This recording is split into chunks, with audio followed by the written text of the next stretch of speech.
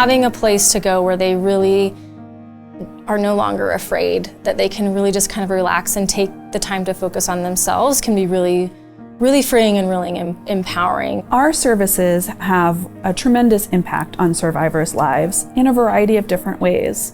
Every survivor is unique and every survivor's story is unique. There's just power in showing up and honoring the humanity that is each and every person that we serve. I'm Laurel Teresi. I'm the Director of Shelter Services. All clients get assigned an advocate to work with during their time there if they choose, where they can work on individual goals, get resources and referrals, as well as just emotional support. One thing that's really important is making sure that all of our services are survivor-centered, empowerment-based, and led by the survivor themselves.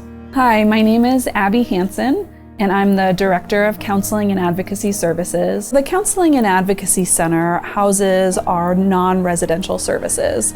So we really cater to survivors who aren't experiencing necessarily an acute housing crisis at the moment, but they are in need of support from a trained domestic violence advocate to talk through a wide range of things, from safety planning, emotional crisis intervention, and also longer-term, deeper-level healing from ongoing abuse and trauma. Hi, I'm Simone Williams. I'm the Extended Stay Case Manager for Safe House Denver. So Safe House Denver's Extended Stay program provides an additional step to housing that can support survivors in making sure that they have the additional support in order to see their housing goals come through. Currently, survivors who are accessing our emergency shelter program, as well as our counseling services, are eligible for that program. In the early days of the pandemic, when we were all under the stay-at-home order, we saw a decline in outreach for services. Once those stay-at-home orders began to lift and survivors were able to move a little bit more freely, or perhaps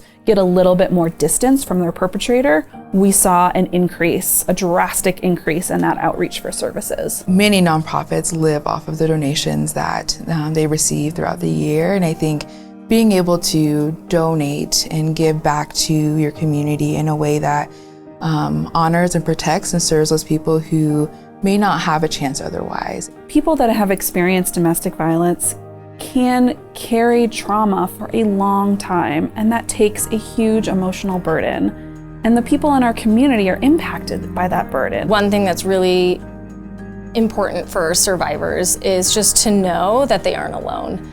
And so to know that the community is supporting an agency and being willing to donate so that they can access services that they might not have otherwise been able to access because they're all free, just communicates to them that they are cared for when that's not something they likely have experienced for a long time. We all have family, friends, neighbors who have experienced domestic violence in some form.